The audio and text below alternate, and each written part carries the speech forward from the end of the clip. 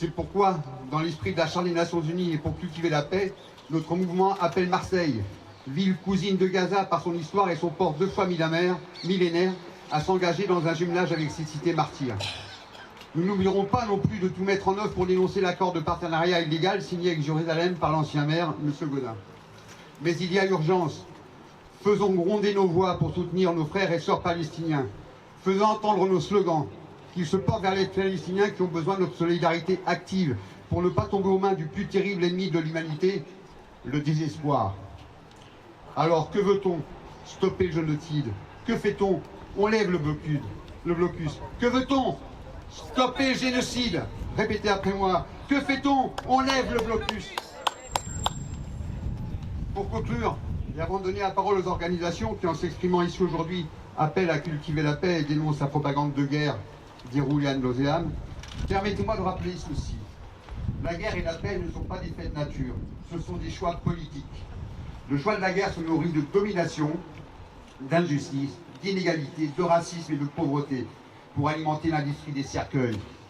Le choix de la paix a soif de solidarité, d'inclusion, d'égalité, de partage, de justice et de coopération, de liberté pour alimenter l'industrie des berceaux. Aussi, pour faire le choix de la paix, nous nous engageons solidairement dans toutes les luttes émancipatrices porteuses d'espoir pour que de nos maisons, de nos quartiers à la planète, l'humanité se réconcilie avec elle-même et avec les vivants. Ce n'est pas une option pour notre avenir, c'est notre seule perspective. Je vous remercie.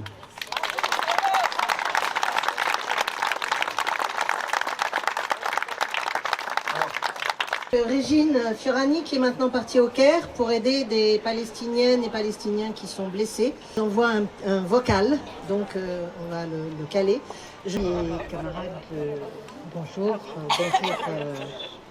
En cette journée internationale de la paix, je vous envoie ce message depuis le cœur de l'Égypte,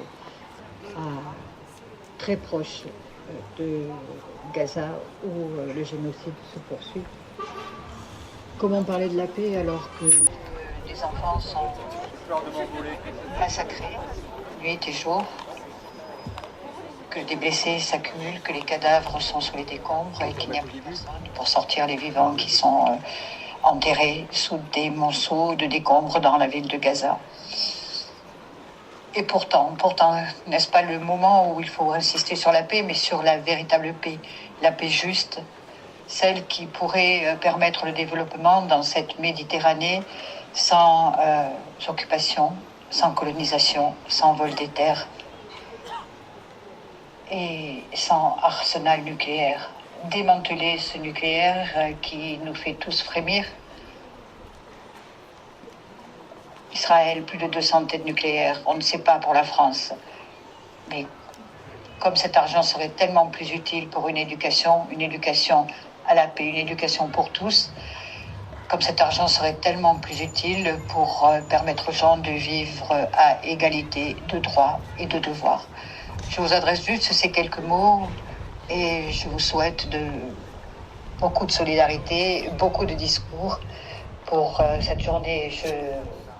Très peu dormi cette nuit et mon message n'est peut-être pas très cohérent, mais en tout cas, sachez que du cœur de l'Égypte, eh bien, on sent encore plus fort ce besoin d'une véritable paix et pas la paix des cimetières, pas la paix telle que certains veulent l'imposer aux Nations Unies où il y aurait la démilitarisation d'une partie en laissant l'autre partie hyper armée, surarmée, avec une technologie qui peut, à un instant, avec un drone, détruire un enfant, bombarder un hôpital, détruire une école, une université. Alors, courage à vous et à bientôt à Marseille pour continuer la lutte pour la paix aussi.